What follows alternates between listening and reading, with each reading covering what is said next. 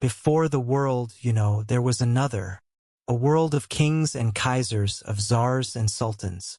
A world governed by ancient bloodlines and a fragile, intricate dance of power between sprawling empires. For centuries, this order held. A complex machine of alliances and rivalries, of colonial ambition and royal pride. Then, in the summer of 1914, the machine broke. It was called the Great War, a war to end all wars. It consumed a generation, wiping away 10 million soldiers and leaving empires in ashes. The Austro-Hungarian, the Ottoman, the German, the Russian, all gone, erased from the map.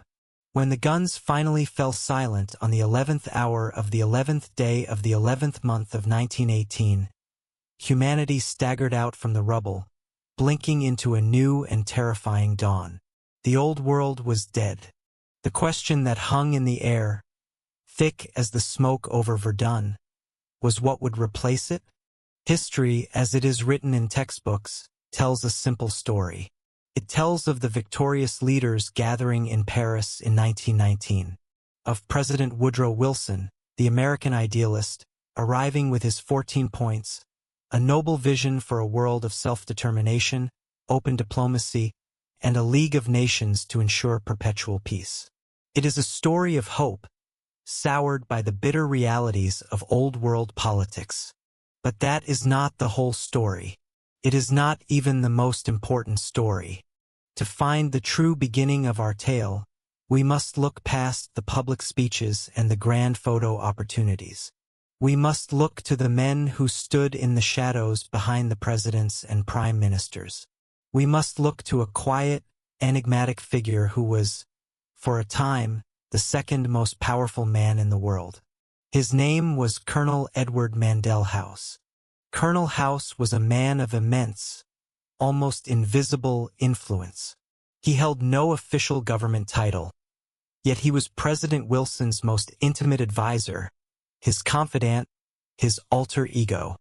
Wilson himself said, "Mr. House is my second personality. He is my independent self. His thoughts and mine are one." House was more than an advisor. He was a visionary with a radical dream. Years before the war, in 1912, House anonymously published a novel titled Philip Drew, Administrator. It was a political fantasy, but for those who knew House, it was something more. A blueprint. The book describes a benevolent dictator who seizes control of the United States and implements sweeping reforms to create a centralized, efficient, socialist state. But the vision did not end at America's borders. The hero, Philip Drew, goes on to form a League of Nations, a new world order of international grouping of powers, held together by the same enlightened ideals. This was the vision that Colonel House brought with him to Paris. It was a vision of a world managed not by the chaotic whims of democratic publics or the petty squabbles of sovereign nations, but by a small, enlightened group of experts, an international elite. And he was not alone. To execute his plan, Colonel House assembled a secret team. In 1917, he established a group that came to be known as the Inquiry. It was a brain trust, a discreet collective of around 150 of America's top academics, geographers, lawyers, and economists. Their official purpose was to gather information to assist President Wilson at the future peace conference. Their real purpose was far more ambitious. Funded by powerful financial interests, the Inquiry operated out of the American Geographical Society in New York, quietly drawing up the maps of the post-war world. They drafted position papers on everything from German reparations to the borders of the new states in Eastern Europe. They were, in effect, designing the future from scratch. And who were the patrons of this grand project? The names are a roll call of the era's financial titans. Men like J.P. Morgan Jr., Paul Warburg, Jacob Schiff, and John D. Rockefeller. These were the masters of international finance. Their world was not one of flags and anthems, but of capital flows, trade routes, and debt. They understood that war was bad for business, But a chaotic peace was even worse. They saw the logic in Colonel House's vision. A stable, predictable world system, managed by rational men, would be a world ripe for international investment and commerce. They were not just patriots. They were globalists long before the term was common. And they were willing to put their immense fortunes behind the project. In January 1919, the delegates arrived in Paris. While Woodrow Wilson presented his 14 points to the world, Colonel House and the members of the inquiry worked behind the scenes. They were quartered, along with their British counterparts, a similar group of intellectuals and financiers from organizations like the Round Table Movement at the Hotel Majestic. Here, far from the prying eyes of the press, the real work was done. Night after night, these powerful men from both sides of the Atlantic met, dined, and planned. They discovered they shared an almost identical worldview. They believed in the supremacy of Anglo-American culture and institutions. They believed that national sovereignty was an outdated concept. And they believed it was their duty, as the most enlightened and successful men of their age, to guide the world toward a more integrated future. On May 30th, 1919, a pivotal meeting took place in one of the Majestic suites. Present were the key members of the American Inquiry and the British Round Table Group. Men like Walter Lippmann, the brilliant American intellectual, the Dulles brothers, John Foster and Allen, who would later dominate American foreign policy and intelligence. And from the British side, Lionel Curtis, the architect of the Round Table idea, and Lord Robert Cecil. At this meeting, they resolved to create a permanent, private organization to continue their work. Its name was to be the Institute of International Affairs, with one branch in London and one in New York. Its purpose, as one member later wrote, was to cultivate international understanding and quietly mold public opinion to accept an internationalist future. But the world, and specifically the United States, was not yet ready for their vision.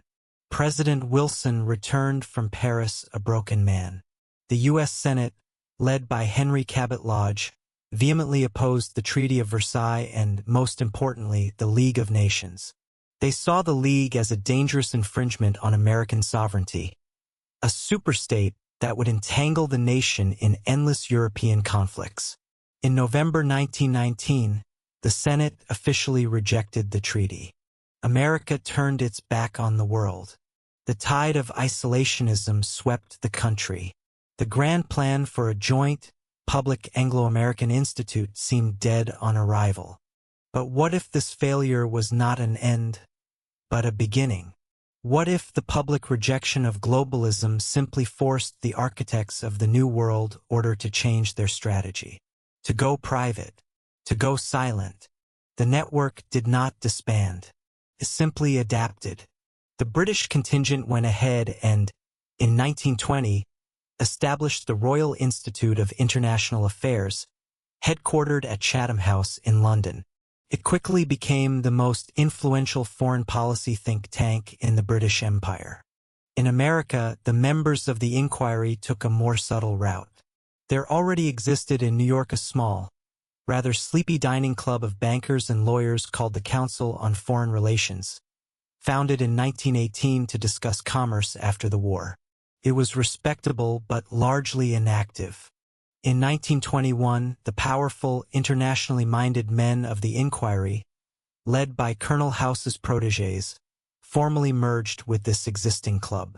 They kept the innocuous name but infused it with a new, secret mission and immense financial backing. The old dining club was transformed, almost overnight, into the American branch of the Hotel Majestic project. The modern Council on Foreign Relations was born. The public-facing mission, stated in its charter, was to afford a continuous conference on international questions affecting the United States. A noble academic goal. But the men who founded it knew its true purpose. Its founding membership was a breathtaking concentration of power. The president was John W. Davis, J.P. Morgan's personal attorney and a future presidential candidate. The vice president was Paul Warburg, a German-born banker who had been the primary architect of the Federal Reserve System, another quasi-private institution that placed control of the nation's money supply in the hands of bankers. The board was packed with partners from J.P. Morgan, Kuhn, Loeb and Company, and directors of the largest corporations in America. And the money flowed in. The Carnegie Corporation and the Rockefeller Foundation, two of the largest tax-exempt foundations in the world, became the council's lifeblood. They provided grants that dwarfed the budgets of university departments, allowing the CFR to operate on a scale that no purely academic institution could dream of. This funding secured its independence and cemented its position at the very heart of the American establishment. From its very inception, the council operated under a veil of secrecy. Membership was by invitation only, extended to men who had already reached the highest echelons of finance, industry, law, media, and academia. No one could simply apply to join this exclusive club. Its meetings, held in the privacy of its New York headquarters, the Harold Pratt House, were governed by a strict rule of non-attribution. This rule, borrowed from its sister organization in London, became known as the Chatham House Rule. It states that attendees are free to use the information they receive, but they are not allowed to reveal the identity or affiliation of the speaker, nor that of any other participant. Think about the implications of this rule. It created a truly safe space for the powerful. A Secretary of State could float a radical new policy without fear of it becoming a newspaper headline. A Wall Street banker could discuss the planned devaluation of a currency with international financiers without causing a market panic. A general could debate the pros and cons of a military intervention with corporate executives who stood to profit from it. It was a mechanism for off-the-record collusion, sanitized under the guise of intellectual debate. To disseminate its worldview to a wider, albeit still elite, audience, the council launched a magazine in 1922. They called it Foreign Affairs. Foreign Affairs was not, and is not, a typical news magazine. It was designed to be the premier journal for the globalist establishment. Its articles, often written by CFR members, didn't just report on foreign policy. They prescribed it. The journal became the single most important platform for setting the intellectual agenda of the American elite. An idea that appeared within its pages was instantly legitimized, worthy of consideration in the highest circles of power. An idea that was excluded was, by default, fringe. Over the course of the 1920s and 1930s, the council perfected its methods of influence. Its most important work took place in its study groups. A small, hand-picked group of members would be tasked with studying a specific issue, for example, Soviet-American relations or the political situation in Japan. They would meet for months, bringing in top-level government officials to speak off the record. At the end of the process, they would produce a confidential report, a policy recommendation that was then quietly circulated to the very top of the U.S. State Department, the War Department, and often the White House itself. It was a brilliant, self-reinforcing system. The council's members in government would receive policy blueprints from their fellow members at the council, who had been funded by fellow members from Wall Street, and the entire consensus would be reinforced by articles in Foreign Affairs, often written by council members in academia or the media. As the decade wore on, the network solidified its grip. It was a shadow government, a government in waiting, patiently building its intellectual capital, expanding its membership, and placing its people in key positions, all while America slumbered in its isolationist fantasy. They were waiting for the next great crisis, the next great opportunity to implement the vision first conceived in the mind of Colonel House and forged in the back rooms of the Paris Peace Conference. They would not have to wait long. The crash of 1929 and the Great Depression would shatter the world economy, and across the oceans, the drums of war were beginning to beat once more. The stage was being set for the Council on Foreign Relations to move from the shadows into the very driver's seat of global power. The secret history was only just beginning. The decade following the Great Crash was a time of turning inward. America, wounded and disillusioned, wrapped itself in a cloak of isolationism. The ghosts of the Great War were still fresh, a generation of young men sacrificed, it seemed, for nothing more than European squabbles. The prevailing sentiment, championed by charismatic figures like aviator Charles Lindbergh and the powerful America First Committee, was clear: never again. The oceans would be our shield. The problems of the Old World were not and would not be our own. While the majority of Americans listened to their radios and tried to forget the world, a different group of men were listening, too. They were listening to the frantic dispatches from Europe.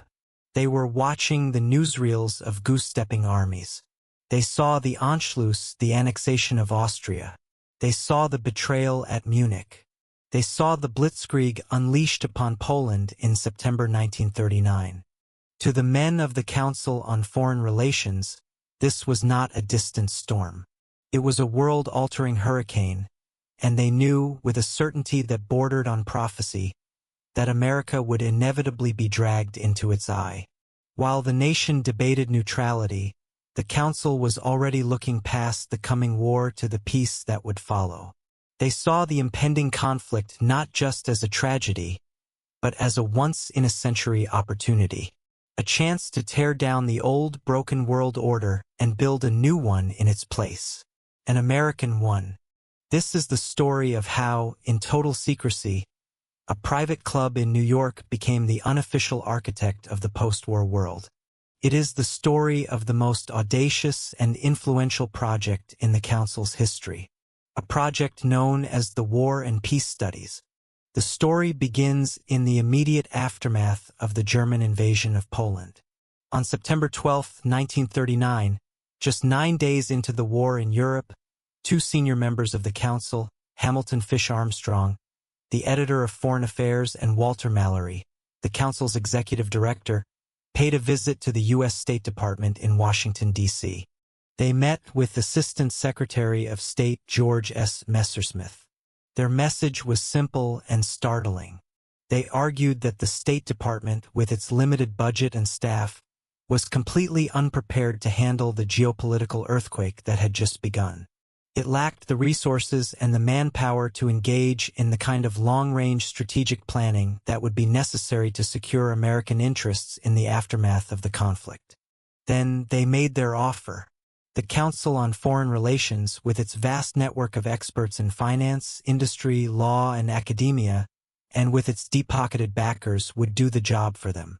They proposed to establish a series of expert study groups, in complete confidence, to analyze every conceivable aspect of the post-war world and deliver their findings directly to the State Department and the President. It was an extraordinary proposition. A private organization was offering to become the de facto long-range planning branch of the U.S. government. For the under-resourced State Department, it was an offer they couldn't refuse. A secret partnership was forged. The Council would provide the brains and the structure. All the government had to do was listen. But who would pay for such a monumental undertaking? The answer reveals the true locus of power behind the project. The Council turned to its most reliable benefactor, the Rockefeller Foundation. The trustees of the foundation, who themselves included top CFR members like John Foster Dulles, immediately understood the project's significance. They approved a series of grants that would eventually total nearly $500,000, a colossal sum at the time, equivalent to many millions today. With Rockefeller money securing its independence and a direct, secret channel to the highest levels of government, the War and Peace Studies project was officially launched in late 1939. It would operate for the next 5 years, becoming, as historians Lawrence Shoup and William Minter would later describe it, a shadow State Department. The project was a masterpiece of discreet organization. Over 100 of the most powerful men in America were recruited. They were the heads of major corporations, the most influential economists from Harvard and Chicago, the sharpest international lawyers from Wall Street, and future heads of the CIA. They were divided into 4 main study groups, each tackling a core component of the future world order. The economic and financial group was led by the brilliant, no-nonsense economist Jacob Viner. Its members were a who's who of international banking and finance. Their task was nothing less than to design a new global economic system, one that would prevent the kind of chaos that led to the Great Depression and ensure American economic supremacy.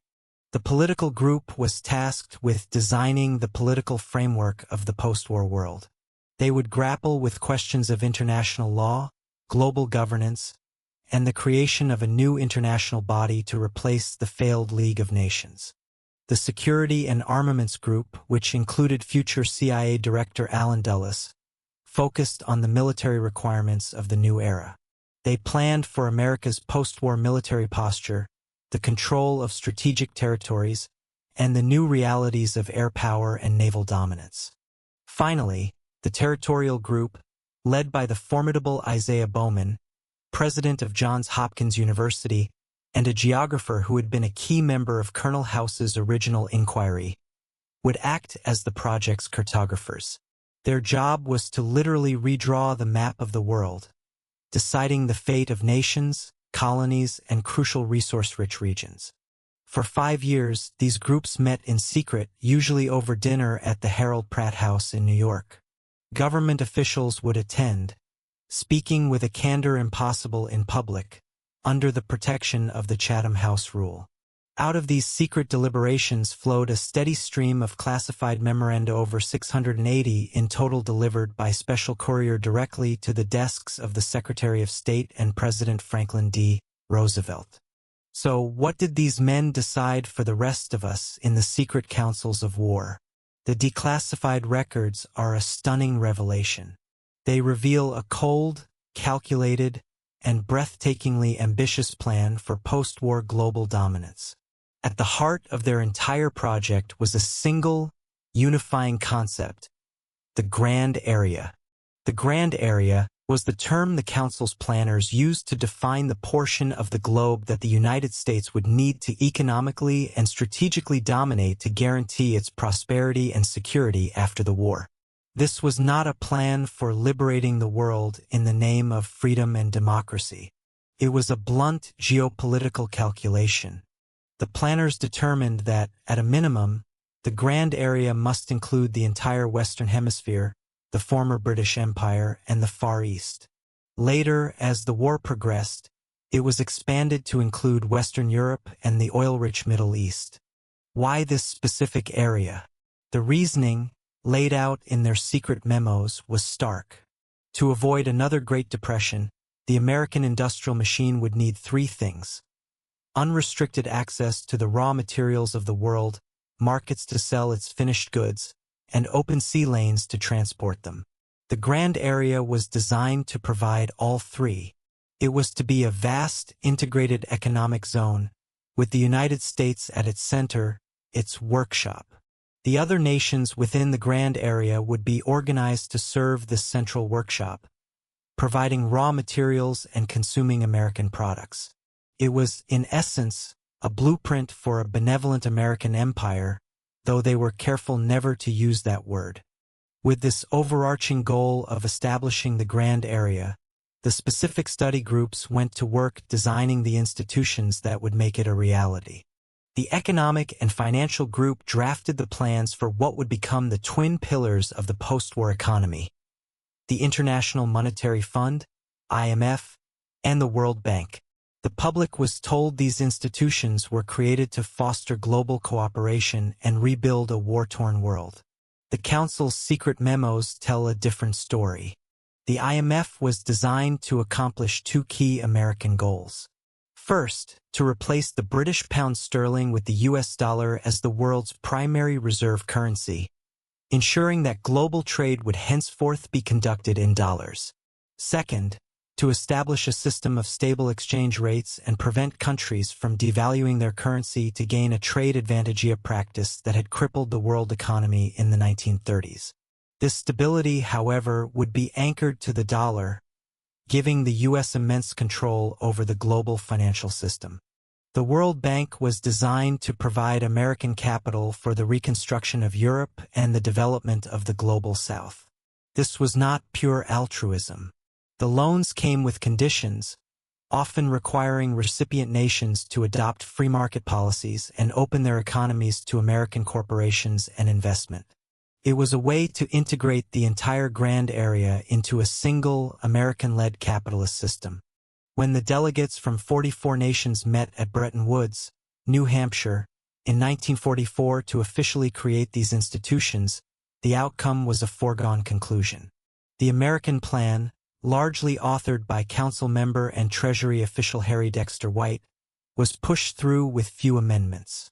The blueprints created in secret at the Harold Pratt House had become the economic constitution for the entire non-communist world. Meanwhile, the political group was designing the successor to the League of Nations. They were determined not to repeat Wilson's mistakes. The new organization, which they called the United Nations, would not be a utopian parliament of equals. It would be an instrument of great power politics. Their key innovation was the Security Council. Here, the real power would reside. It would be dominated by the four policemen, as President Roosevelt, himself briefed by the Council's plans, came to call them: the United States, Great Britain, the Soviet Union, and China. And, most crucially, each of these great powers would hold an absolute veto. This guaranteed that the United Nations could never take any action against the interests of its most powerful members. It was a design that ensured the UN would be a tool to manage the world, not a world government that could rule over America. The territorial group under Isaiah Bowman was engaged in perhaps the most controversial work. They produced detailed studies on the future of every significant region of the world. They planned for the partition of Germany. They debated the post-war fate of Japan's empire. They produced memoranda that highlighted the stupendous source of strategic power represented by Middle Eastern oil, and advised that control of these reserves, particularly in Saudi Arabia, was a vital prize for the United States. And the armaments group laid out the military logic of the American century. They argued that America could no longer afford to demobilize after the war. It would need to maintain a permanent, large-scale military establishment.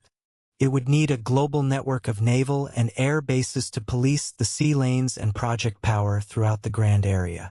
This was a radical break from American history, a plan that would give birth to the military-industrial complex that President Eisenhower, himself a council member, would later warn against. How was it possible for a private group to have such a profound impact? The answer lies in the seamless integration of the council and the government. As the war progressed, CFR members were recruited into the State Department in droves, creating a human pipeline between the project and the policymakers. Men like Leo Pasvalsky, Isaiah Bowman, and Benjamin Cohen moved from council study groups to become the State Department's lead post-war planners, bringing the council's secret memos with them as their working blueprints. By 1945, when the war finally ended, the work was already done. The world that emerged from the rubble was not the result of chance or improvisation. It had been meticulously designed piece by piece in the quiet, confidential meetings of the War and Peace Studies. The United Nations, the IMF, the World Bank, the global military posture of the United States all were born in the Harold Pratt House. The project was the Council's masterstroke. While millions of Americans sacrificed and fought in a war they believed was about defeating tyranny, the elite planners of the Council were fighting a different battle. They were fighting to ensure that when the guns fell silent, a new global order would rise from the ashes. It would be a world of unprecedented American power, a world of open markets and managed stability, a world where American influence would be felt in every corner of the globe. They had drafted the blueprint for the American century, and the rest of history was about to be built to their specifications. The war was over. The Axis powers lay in ruins. America stood alone, untouched, a titan astride a shattered world. The Grand Area, The global economic empire meticulously designed in the secret meetings of the War and Peace Studies was now a reality. But the architects of the American century had no time to celebrate. For out of the rubble of the old world, a new adversary had emerged. An adversary with a rival ideology, a continental army, and now the terrifying power of the atom, the Soviet Union. From Stettin in the Baltic to Trieste in the Adriatic, an iron curtain has descended across the continent. Suddenly, the world was no longer one. It was two. A free world, led by Washington, and a communist bloc directed from Moscow. A new kind of war had begun. A war of shadows and spies, of proxy conflicts and nuclear brinkmanship. Cold War. The question was monumental.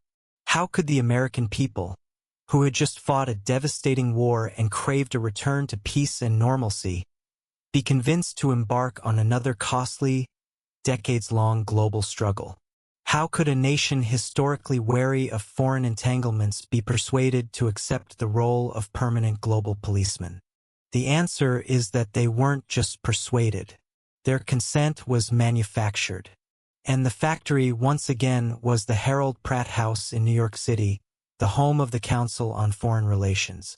As the Cold War dawned, the line between the Council on Foreign Relations and the United States government began to dissolve almost completely. The private club of bankers and intellectuals became the single most important recruiting ground for the American foreign policy and national security establishment. The phenomenon was so pervasive it became known as the revolving door. Men would move from a directorship at the council to a cabinet position in Washington, then back to a law firm or bank on Wall Street, all within the same tight-knit, closed circle. The roster of council members who architected the Cold War is a testament to its dominance. Under President Truman, there was Dean Acheson, the formidable Secretary of State and a primary architect of the post-war order. There was Averell Harriman, Ambassador to the Soviet Union and Secretary of Commerce. There was James Forrestal, the first-ever Secretary of Defense. In total, 42 of the top 71 foreign policy officials in the Truman administration were members of the Council. The Eisenhower administration, though Republican, continued the tradition without missing a beat. The President himself was a Council member.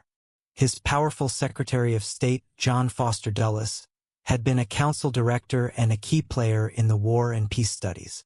His brother, Allen Dulles, was the director of the CIA. John J.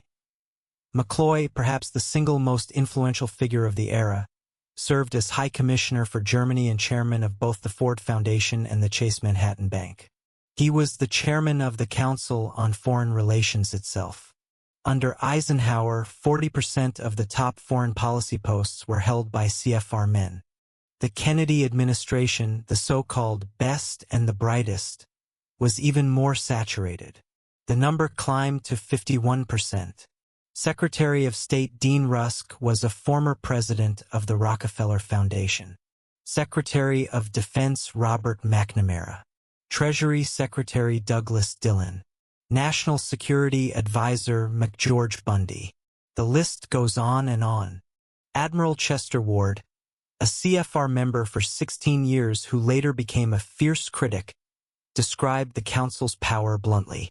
He said it operated as a feeder organization, providing the men and ideas to staff the government. Once the ruling members of the CFR, he wrote, have decided that the U.S. government should adopt a particular policy, the very substantial research facilities of the CFR are put to work to develop arguments, intellectual and emotional, to support the new policy, and to confound and discredit intellectually and politically any opposition. And the central policy they developed for the Cold War, the very bedrock of American strategy for the next 40 years, can be traced back to a single article in a single magazine. In 1946, a brilliant but restless State Department official stationed in Moscow named George F. Kennan, a council member, sent an 8,000-word analysis of Soviet behavior back to Washington. It became known as the Long Telegram. In it, Kennan argued that the Soviet Union was an inherently expansionist power, driven by a combination of communist ideology and traditional Russian insecurity. He concluded that the Soviets could not be reasoned with, only contained. The telegram was influential within the government, but it was the Council on Foreign Relations that transformed it into national doctrine. Hamilton Fish Armstrong, the editor of Foreign Affairs, convinced Kennan to publish his thesis in the journal. To protect his government position, Kennan published it anonymously under the byline X. The X article, as it became known, was a sensation. It provided a simple, powerful, and intellectually satisfying framework for understanding the new Soviet threat. It gave a name to the emerging American strategy: containment. This wasn't just an idea. It was a battle cry. It argued for a long-term, patient but firm and vigilant containment of Russian expansive tendencies. From that moment on, containment became the official and unquestioned consensus of the American establishment. The entire machinery of the Council and its members in government was mobilized to build the institutions that would make containment a reality. First came the Truman Doctrine. In 1947, Britain announced it could no longer afford to support the pro-Western governments in Greece and Turkey against communist insurgencies. Council member and Undersecretary of State Dean Acheson saw the opportunity. In a dramatic meeting with congressional leaders, he laid out the stakes not as a regional problem, but as a global, ideological struggle. As he later boasted, he painted a picture clearer than truth: a struggle between free peoples and totalitarian regimes. Congress was convinced. America would now intervene anywhere in the world to support free peoples who are resisting attempted subjugation. Containment was now official policy. Next came the economic arm of containment, the Marshall Plan. The plan, which poured billions of dollars into rebuilding Western Europe, was publicly announced by Secretary of State George Marshall, a council member. But the idea had been gestating in CFR study groups for months. It was a brilliant strategic move. It stabilized the economies of Western Europe, immunizing them against the appeal of communism, while simultaneously creating robust markets for American goods, perfectly fulfilling the long-term goals of the Grand Area. Finally came the military arm of containment, NATO. The North Atlantic Treaty Organization, created in 1949, was a revolution in American foreign policy. For the first time in its history, the United States entered into a permanent peacetime military alliance that committed it to defending Europe. The key negotiators and intellectual architects of the treaty were all council men: Dean Acheson, John J. McCloy, and John Foster Dulles. They successfully sold a skeptical Congress on the idea that America's security was now permanently tied to the security of Western Europe. Containment, the Truman Doctrine, the Marshall Plan, NATO, these were not the results of a vibrant national debate. They were the interlocking components of a grand strategy, conceived and implemented by a single, cohesive group. But not all of containment's work was done in public. To wage a Cold War, a clandestine arm was needed, and the Council's relationship with the newly formed Central Intelligence Agency was symbiotic from the start. The National Security Act of 1947, which established the CIA, was itself a product of Council discussions. And the man who would define the agency in its formative years was Allen Dulles. He was not just a member of the Council.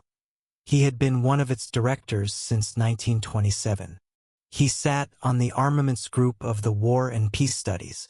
He was the living embodiment of the nexus between Wall Street financiers, a partner at the powerful law firm Sullivan and Cromwell, and the world of intelligence. Under Dulles, the CIA became the Council's private army. The agency was staffed with men drawn from the same Ivy League establishment circles. 6 of the first 7 CIA directors were CFR members. When democratically elected governments were seen as a threat to Grand Area interests, the Council's men in the State Department would provide the policy, and the council's men at the CIA would provide the muscle. In 1953, the Prime Minister of Iran, Mohammad Mossadegh, nationalized the Anglo-Iranian Oil Company. He was seen as a threat to Western control of Middle Eastern oil, a vital prize, as the council's own studies had called it. Secretary of State John Foster Dulles and his brother, CIA Director Allen Dulles, both former partners at Sullivan and Cromwell, which had represented the oil company, authorized a coup. The CIA overthrew Mossadegh and installed the Shah, a brutal dictator who would protect American oil interests for the next 25 years. A year later, in 1954, the same script played out in Guatemala. The democratically elected president, Jacobo Arbenz, instituted land reforms that threatened the vast holdings of the United Fruit Company. The Dulles brothers had deep personal and professional ties to United Fruit. Again, the CIA was sent in. Arbenz was overthrown and replaced by a military junta, ushering in decades of civil war and repression. In the public narrative, these actions were justified as necessary battles in the war against communism. In reality, they were often brutal enforcement actions to protect the corporate and strategic interests of the council's members, all under the broad, flexible banner of containment. This entire edifice of power, the policies, the institutions, the clandestine operations, could only be sustained with the consent of the American people. And the council's influence over the media was perhaps the most subtle and most powerful weapon in its arsenal. The council didn't need to issue secret directives to the press. It didn't have to. The men who owned and managed the most influential media outlets in the country were the council. William Paley, the founder of CBS.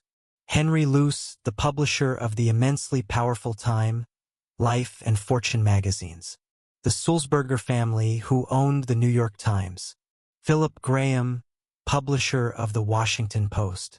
All were influential members of the Council on Foreign Relations. They didn't conspire. They concurred. They attended the same off-the-record briefings at the Harold Pratt House. They socialized with the same policymakers. They absorbed the same set of assumptions about America's role in the world. As a result, the national conversation was framed within the boundaries of the Council's consensus. The debate on the evening news or the opinion pages of the New York Times was not whether to contain the Soviet Union, but how best to do it. Voices that challenged the fundamental premises of the Cold War were not censored. They were simply marginalized, portrayed as naive, irresponsible, or dangerously isolationist. This manufactured consensus reached its tragic and bloody climax in the jungles of Southeast Asia. The Vietnam War was the Council's war. Its architects were the best and the brightest drawn from the Council's ranks. Secretary of State Dean Rusk, Defense Secretary Robert McNamara, National Security Advisors McGeorge and William Bundy.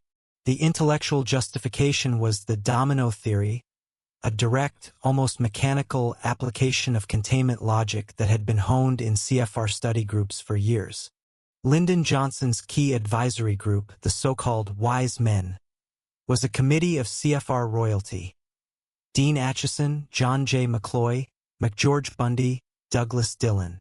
For years, they consistently advised the president to escalate the war, to hold the line, to protect American credibility. But then, something remarkable happened.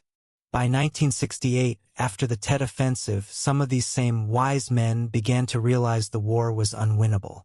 More importantly, they realized it was becoming a liability to the American system itself. It was draining the treasury, tearing society apart, and damaging America's standing within the grand area. The consensus inside the council began to crack. And as the establishment turned against the war, the political cover for continuing it evaporated. It was only then that a withdrawal became possible. Vietnam demonstrated the Council's power in its entirety. The power to initiate a war based on its doctrines, and the power to manage its end when the war no longer served its interests. The Cold War was the Council on Foreign Relations' golden age. It had successfully fused its members, its ideas, and its money with the power of the American state. It had created a durable, bipartisan consensus that outlasted presidents and political parties. It had built a global empire justified by a powerful ideology and managed by a permanent, unelected establishment. It had learned not just to influence policy, but to create the very reality in which policy was made. By the dawn of the 1970s, the world that the Council on Foreign Relations had so carefully constructed was beginning to fracture. The American century, once so confident and supreme, was showing deep and terrifying cracks. The war in Vietnam had ended not in victory, but in humiliation. It had torn the country apart, shattering the national consensus and creating a profound distrust of the establishment, the very establishment embodied by the Council. On the economic front, the situation was just as dire. The immense cost of the war and domestic spending had led to crippling inflation. In 1971, President Richard Nixon, a council member himself, made a shocking announcement. He was unilaterally severing the US dollar's link to gold, effectively killing the Bretton Woods system that had governed the global economy since the Council's war and peace studies. The world was adrift, and America's dominance was no longer assured. From the ashes of World War II, two new economic superpowers had risen: West Germany, leading a resurgent Europe, and the industrial juggernaut of Japan. For the first time, the United States had serious competitors. To the men at the apex of the globalist establishment, this was a moment of profound crisis. Their system was failing. The tools they had used to manage the world for 30 years were no longer working. A new strategy and a new organization was needed. The story of this new chapter begins with one man. He was not a president or a secretary of state, but in many ways he was more powerful than either. His name was David Rockefeller. David Rockefeller was the grandson of the legendary John D. Rockefeller, founder of the Standard Oil dynasty. But David's empire was finance. As the chairman and CEO of the mighty Chase Manhattan Bank, he stood at the crossroads of global capital. He was also, since 1970, the chairman of the Council on Foreign Relations. He was, in effect, the chairman of the American establishment. Rockefeller was a consummate internationalist. He traveled the world, meeting with kings, presidents, and dictators, promoting the interests of his bank and the broader cause of global integration. In the early 1970s, he grew increasingly concerned. He felt the Council on Foreign Relations, for all its influence, was too American in its focus. The problems of the new era, monetary instability, trade wars, energy shocks, were global. They could not be solved by America alone. They required the coordinated action of the world's three great economic centers: North America, Western Europe, and Japan.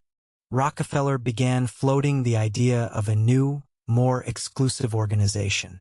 A private forum where the top corporate, banking, and political leaders from these three regions could meet behind closed doors to forge a common strategy for managing the world. But Rockefeller was a banker, not an intellectual. He needed a theorist, someone to provide the ideological framework for his project. He found him in a brilliant, ambitious, and hawkish Polish-American academic at Columbia University, a man named Zbigniew Brzezinski. Brzezinski was a rising star in the foreign policy firmament and a prominent member of the Council on Foreign Relations. In 1970, he published a highly influential book titled Between Two Ages: America's Role in the Technotronic Era. It was a blueprint for the future. Brzezinski argued that humanity was entering a new technotronic age, driven by technology and electronics, which was erasing national borders and creating a global city. He argued that the nation-state was becoming obsolete as a unit of human governance. The future, he wrote, required the formation of a community of the developed nations, a community composed of Western Europe, Japan, and North America. This community, he argued, could then effectively deal with global problems, creating what he called a web of global cooperation. Rockefeller had found his visionary. Brzezinski's academic blueprint perfectly matched Rockefeller's pragmatic goals. The partnership was formed. Rockefeller would provide the money, the connections, and the gravitas. Brzezinski would provide the intellectual architecture. In July 1972, Rockefeller began hosting a series of exploratory meetings at his family's breathtaking estate in Pocantico Hills, New York. He brought together the elite of the elite figures like Robert McNamara of the World Bank, former British Prime Minister Alec Douglas-Home, and top Japanese industrialists. With Brzezinski acting as the intellectual director, they laid the groundwork. In 1973, the Trilateral Commission was officially born. It was designed to be something different from the Council on Foreign Relations. The CFR, with its 1,500 members, was the broad establishment. The Trilateral Commission was the inner circle. Its membership was limited to around 300 individuals, handpicked by Rockefeller and the regional chairman. They were the absolute top tier, the CEOs of multinational giants like Coca-Cola, Fiat, and Sony, the heads of global banks like Chase, Barclays, and the Bank of Tokyo, and politicians who were seen as rising stars sympathetic to the internationalist cause. The Commission's public purpose was to foster closer cooperation among the three regions. Its private meetings, however, revealed a more unsettling agenda. To understand their true philosophy, one needs to look at their early reports, particularly a 1975 document titled The Crisis of Democracy. This report, written by Brzezinski's Harvard colleague Samuel Huntington, is one of the most revealing documents ever produced by the establishment. The report's diagnosis of the problems plaguing the West in the 1970s was stunning. The problem, it argued, was not a failure of government, but an excess of democracy. Huntington wrote that the 1960s had produced a surge in democratic participation from previously marginalized groups. This, he argued, created an overload on the state, with too many demands being made on the system. The solution, he concluded, was to foster a greater degree of moderation in democracy. What was needed was more apathy and non-involvement from the general public, and a restoration of the authority of traditional governing institutions. Read between the lines, the message was chilling. The people had become too involved. They were making the world ungovernable. The system needed to be rebalanced, with more power concentrated in the hands of the experts and elites, the very kind of people who filled the membership roles of the Trilateral Commission. The ideal of interdependence, it seemed, required a less democratic public. But how could this new vision be implemented? How could the Commission move from private discussions to public policy? They needed political power. They needed their own man in the White House. And they found him in the most unlikely of places. In 1973, Jimmy Carter was a one-term governor of Georgia, his political career seemingly over.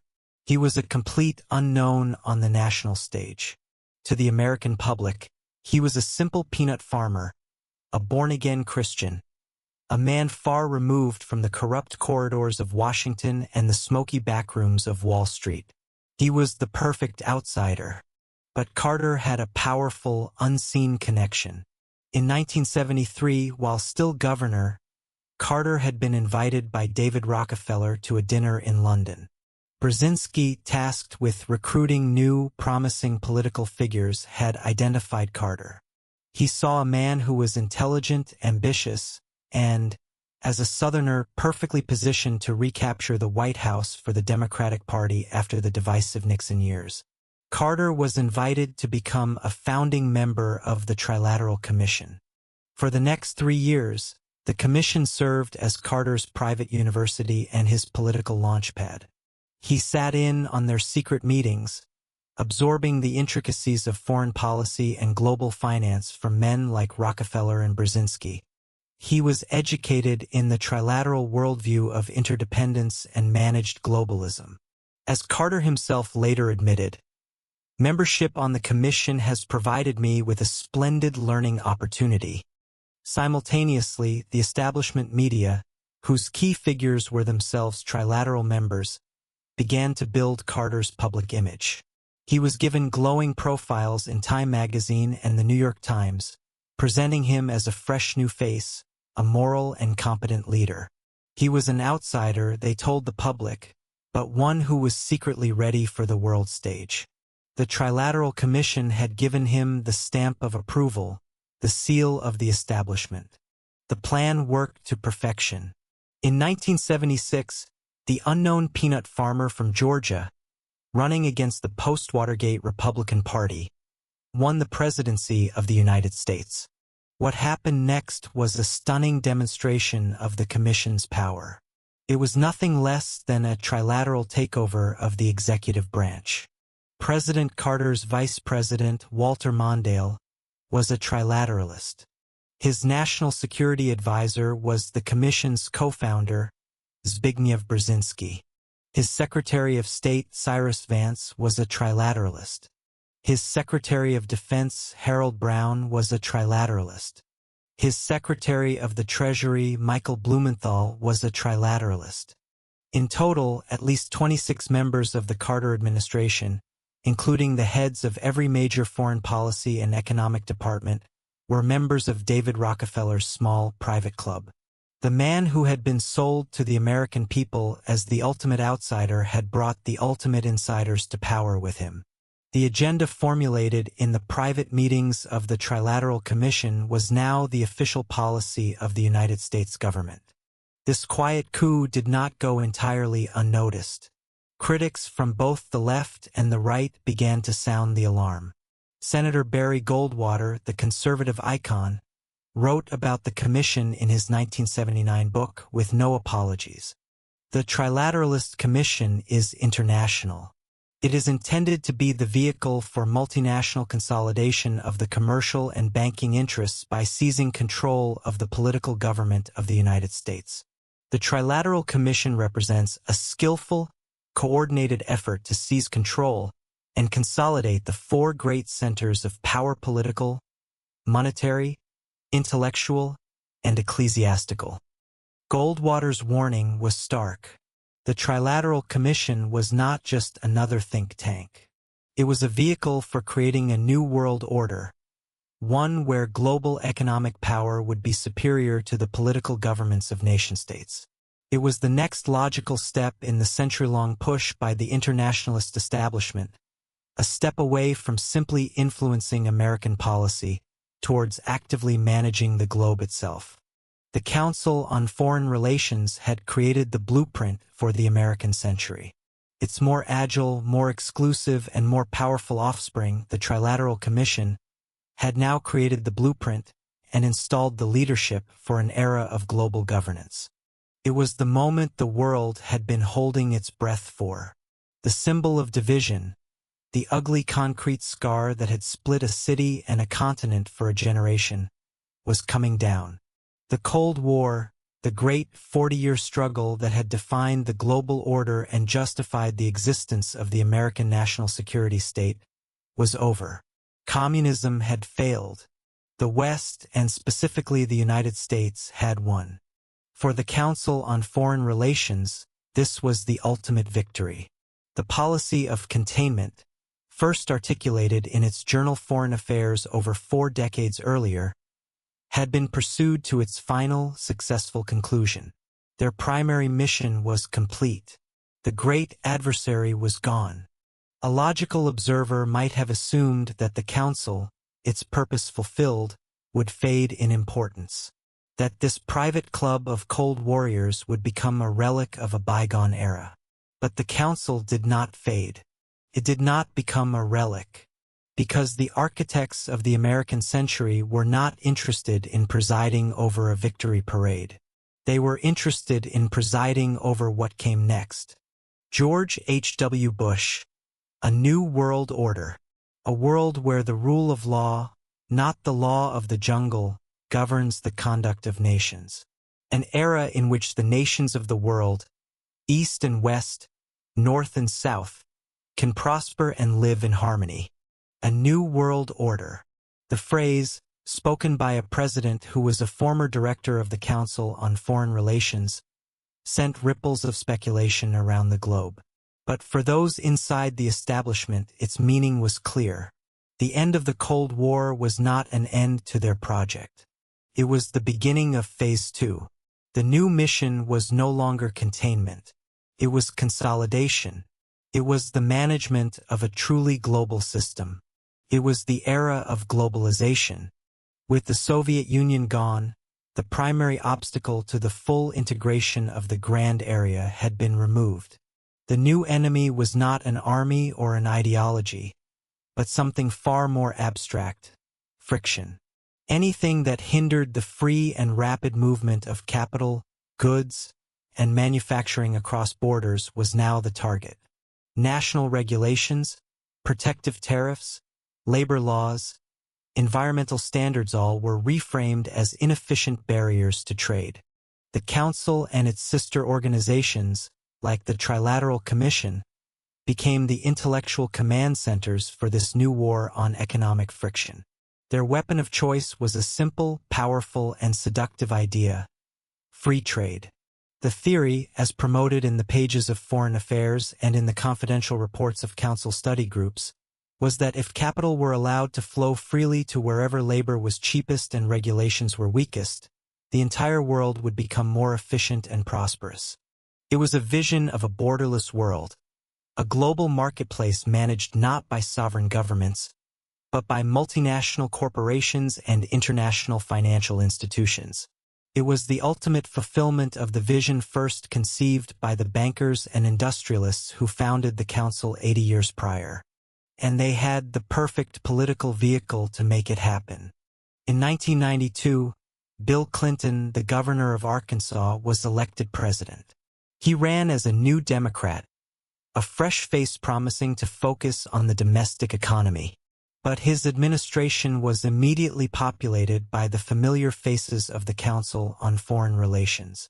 His Secretary of State, Warren Christopher, was a Council director. His Secretary of the Treasury, Lloyd Bentsen, was a member. His National Security Advisor, Anthony Lake, was a member.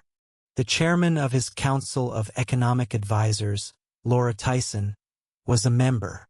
And his key economic strategist, the man who would come to define the era's financial policies, was Robert Rubin, the former co-chairman of the Wall Street giant Goldman Sachs and a director of the Council on Foreign Relations.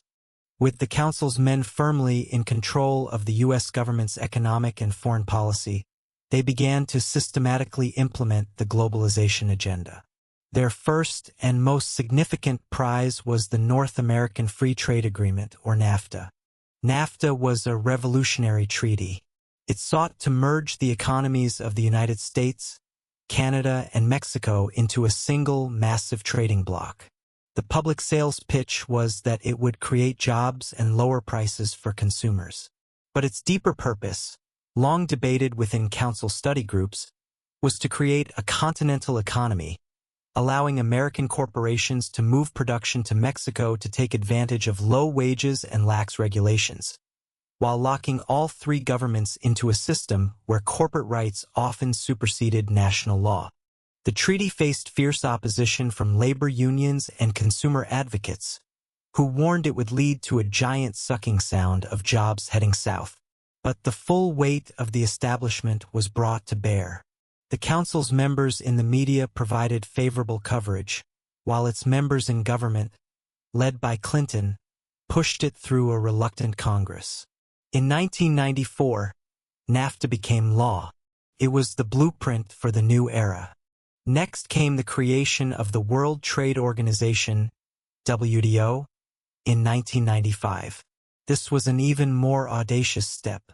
The WTO replaced the older, weaker General Agreement on Tariffs and Trade (GATT) with a powerful new international body.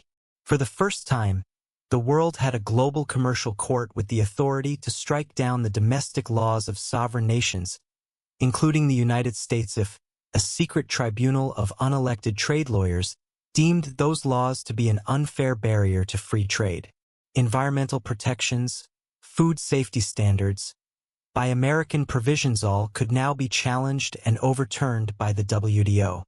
The final piece of the 1990s globalization project was the systematic deregulation of Wall Street, a cause championed by council members in both Republican and Democratic administrations.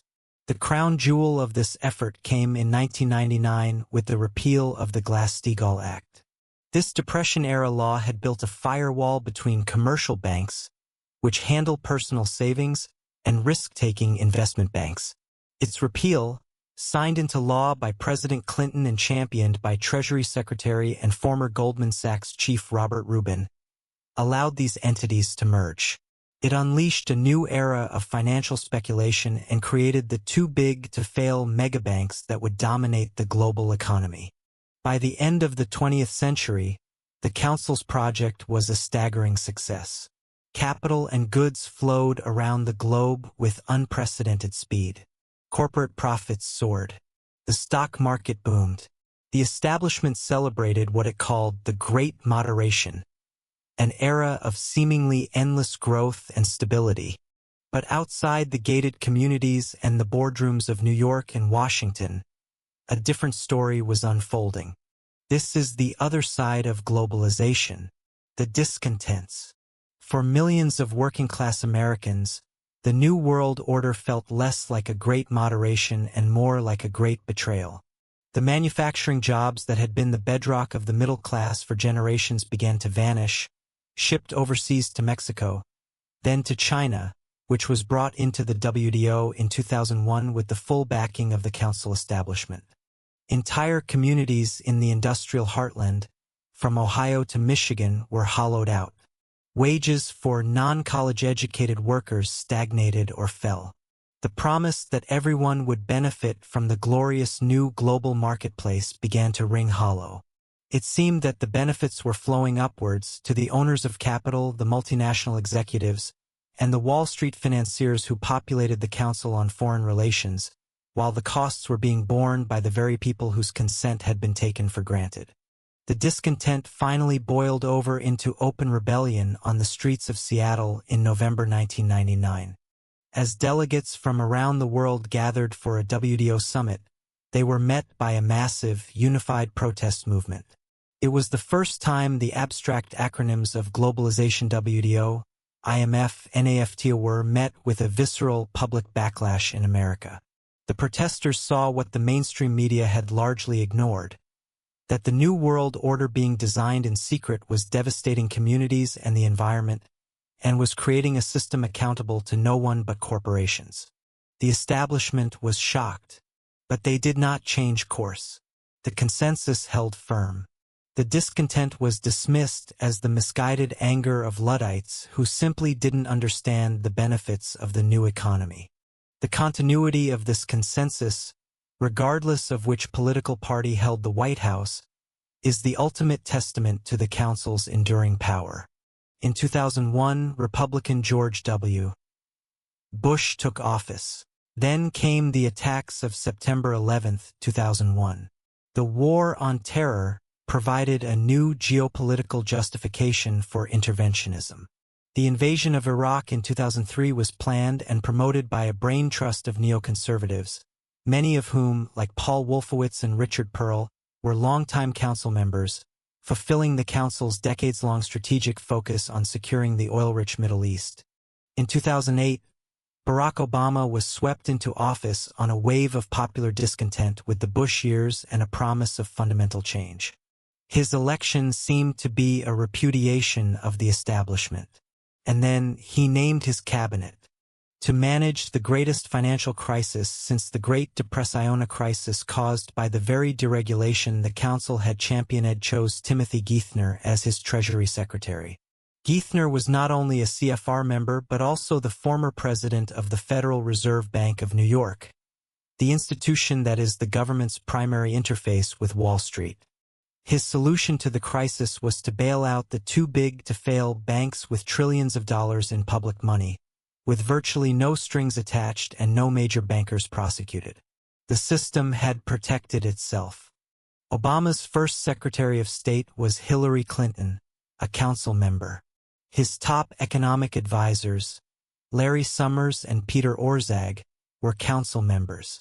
The rhetoric had changed, but the personnel and the underlying worldview remained remarkably the same. This seamless continuity, this resilient network that places its members and implements its agenda regardless of election outcomes, is the Council's modern genius. It has created a system where the parameters of acceptable debate are so narrow that both major parties, for all their public squabbles, ultimately serve the same long-term internationalist project. It was this very consensus that would eventually provoke a political earthquake, an outsider who ran not against one party, but against the entire bipartisan establishment the Council had built. But even that interruption, it seems, was only temporary. The current administration has seen a full-throated return of the Council's old guard, with key posts like Secretary of State Antony Blinken and National Security Advisor Jake Sullivan filled by lifelong CFR members, signaling a restoration of the traditional order. For over a century, from the ashes of World War I to the digital age of globalization, the Council on Foreign Relations has pursued a single unwavering vision: a world managed by a self-selected elite. It has evolved from planning an American empire to building a globalized marketplace. It has weathered protest, financial crisis, and political rebellion. It remains the unseen, unelected, and unaccountable force shaping the grand strategy of the most powerful nation on earth. The discontent it has sown is now a powerful force in our politics, but the power of the Council endures. We have traveled a long and shadowed road together, a journey of 100 years, from the mud and blood of the trenches to the sterile, flickering glow of the global financial network. We have followed a single, almost invisible thread that runs through the fabric of modern history. It is a thread that connects the secret meetings in a Parisian hotel in 1919 to the blueprint for an American empire. A thread that stitches together the Cold War doctrine of containment, the rise of the CIA, the creation of the Trilateral Commission, and the relentless, border-erasing march of globalization.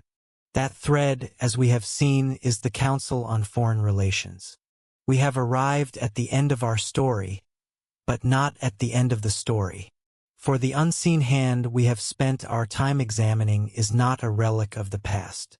It is a living, breathing part of our present, shaping the headlines you read this morning and the world your children will inherit tomorrow. The final task, then, is to step back from the specific events and ask the most important questions of all. What does it all mean? How does this network truly operate? And what is the ultimate price of its silent, century-long success? Let us begin by addressing the word that hangs over any discussion of this nature. The word conspiracy. The modern mind has been conditioned to associate that word with fantastical tales of secret societies and shadowy cabals plotting world domination in a cartoonish fashion. So let us be unequivocally clear. The story of the Council on Foreign Relations is not a conspiracy theory. It is, perhaps, a conspiracy fact, but it is a conspiracy of a different kind. It is not a conspiracy of secret phone calls and clandestine orders. It is a conspiracy of consensus, a conspiracy of shared ideology, a conspiracy of common interest, nurtured over decades in the most elite corridors of power. The men of the Council and its affiliate organizations do not need to conspire in the dark of night, because they conspire in the broad daylight of the world's most prestigious boardrooms, government offices, and university halls. Their secret is not what they do. Their secret is that the public has been conditioned not to see the remarkable, unwavering consistency of what they do. Historian Carol Quigley, the Georgetown professor who was granted access to the network's private papers, understood this distinction perfectly. He wrote, "I know of the operations of this network because I have studied it for 20 years. There is no need for secrecy to protect them. Since the professor is not expected to understand politics and the politician is not expected to understand history, the council's power is not the power of a dictator. It is the power of an orchestra conductor who does not need to shout commands, because every musician has the same sheet music, learned at the same conservatory, and understands exactly what role they are to play. The genius of the network is in creating the sheet music itself. To understand their influence, we must dissect the 4 fundamental instruments they use to conduct the symphony of power. First and most fundamentally is the power to set the agenda. The council is, at its core, an intellectual factory. Through its prestigious journal, Foreign Affairs, and the endless stream of reports from its David Rockefeller Studies program, it manufactures the very language and concepts that define our world. Think of the terms we have discussed: containment, the grand area, the crisis of democracy, interdependence. These were not organic ideas that bubbled up from public debate. They were concepts carefully crafted within the council study groups, published in its journal to give them an intellectual seal of approval, and then adopted as policy by council members who were placed in government. This is a profound form of power. It is the power to define what is considered a serious or responsible position and what is dismissed as fringe, naive, or isolationist. They create the intellectual box, and the national debate, conducted by both Democrats and Republicans, is then confined to the space inside that box. They don't need to control what you think. They only need to control what you think about. The second instrument is the power to build consensus behind closed doors. This is the dark magic of the Chatham House rule. We have been taught to believe that policy is forged in the crucible of public debate, in congressional hearings and town hall meetings. The history of the council shows this to be a comforting fiction. The real consensus is built beforehand, in the off-the-record meetings at the Harold Pratt House. Here, a Treasury Secretary can speak with a candor to Wall Street bankers that would cause a political firestorm if made public. Here, corporate executives can discuss the benefits of a trade deal with the very government officials who will negotiate it, far from the inconvenient protests of labor unions. Here, a united front is forged. Disagreements are hammered out in private, so that when a policy is finally unveiled to the public, it appears as a solid, rational, and inevitable conclusion, the product of expert deliberation. It is a mechanism for pre-negotiating the future, away from the unpredictable chaos of democracy. The third instrument is the power of personnel. The Council on Foreign Relations is the single most important recruiting pool for the American foreign policy and national security establishment. Its membership list is a preview of future cabinet appointments. This revolving door, which spins ceaselessly between New York and Washington, D.C., is the system's masterstroke. The network doesn't need to corrupt officials once they are in power, because it ensures that the officials who get into power are already its own. A lifetime member of the council who becomes Secretary of State does not need to be told what the council wants. He or she has spent years, perhaps decades, absorbing the council's worldview, participating in its study groups, and building relationships within its network. Implementing the establishment's agenda is not a betrayal of their duty. To them, it is their duty. It is the natural, logical course of action, the only responsible path to take. This creates the remarkable continuity of American foreign policy that mystifies so many observers, the phenomenon where presidents change, parties change, but the grand strategic direction remains the same.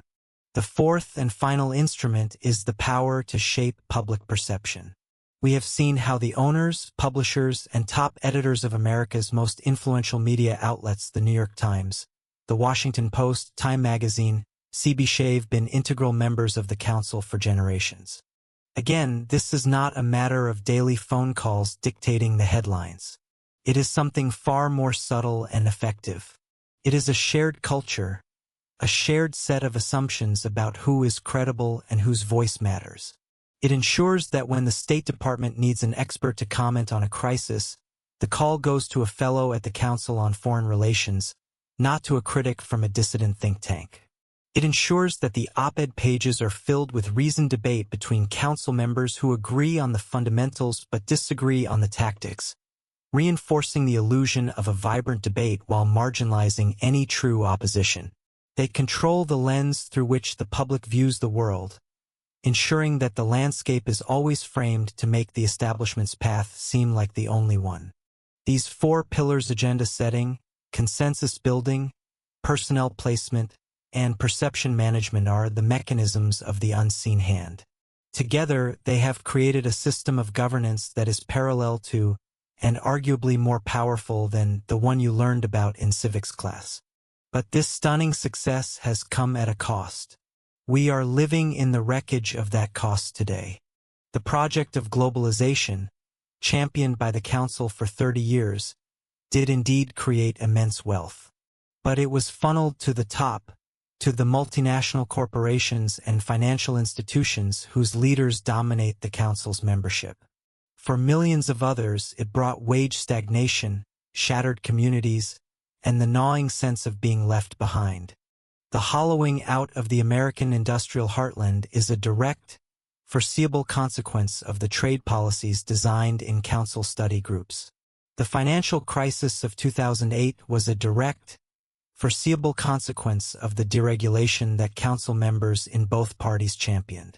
The subsequent bailout, which rescued the architects of the crisis while leaving ordinary citizens to suffer, confirmed the public's worst suspicions. That the system is rigged, that there is one set of rules for the elite and another for everyone else. The deep and bitter political polarization we see today, the rise of populist movements on both the left and the right, the profound distrust in institutions from the government to the media, these are not aberrations. They are the harvest of the Council's work. They are the cry of a public that feels, correctly, that they have lost control of their own destiny, that their votes do not matter, that the big decisions are being made elsewhere, by people they did not elect and cannot hold accountable. Which brings us to the final, unsettling question. In a democracy, the ultimate source of authority is supposed to be we, the people. But what happens when a nation's grand strategy, its decisions on war and peace, its economic architecture, its relationship with the rest of the world is consistently and powerfully guided by a private, self-perpetuating network of the wealthy and the powerful? What does it mean to have a republic, when the blueprints for that republic's future are drawn up in secret by a club of unelected experts? Can a society truly be considered self-governing when the options presented to the voters have been pre-screened and approved by an establishment dedicated to its own internationalist agenda? The secret history of the Council on Foreign Relations forces us to confront this terrifying contradiction. It reveals that for a century, there has been another government, a shadow government, operating in parallel to our own. It is a government of continuity, of long-range planning, of elite consensus, that is immune to the messy and unpredictable whims of the electorate. Perhaps the greatest secret of all is that the Council's power does not require our belief, only our ignorance and our acquiescence.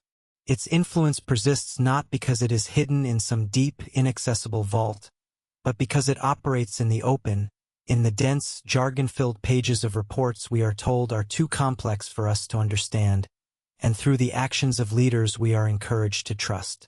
The hand remains unseen, not because it is invisible, but because we have been taught not to look for it. The challenge left to us is to begin looking, to question the official narratives, to scrutinize the connections between power, money, and policy, to understand the history that wasn't written in our textbooks, to reclaim the debate from the experts and restore it to the public square, where it belongs. The fate of genuine self-government may depend on it. Thank you for joining us on this extensive investigation. The story we've told is a complex one, and we know it raises more questions than it answers. That is our goal, to encourage you to begin your own journey of discovery. If this series has made you think, If it has challenged your perspective, please support our work by liking this video and subscribing to Driftwood Histories. It is the single best way to help us continue producing independent content. Click the notification bell so you won't miss our next dive into the forgotten currents of the past. We want to hear from you. What are your thoughts on the Council's influence? What other unseen hands do you think have shaped our world?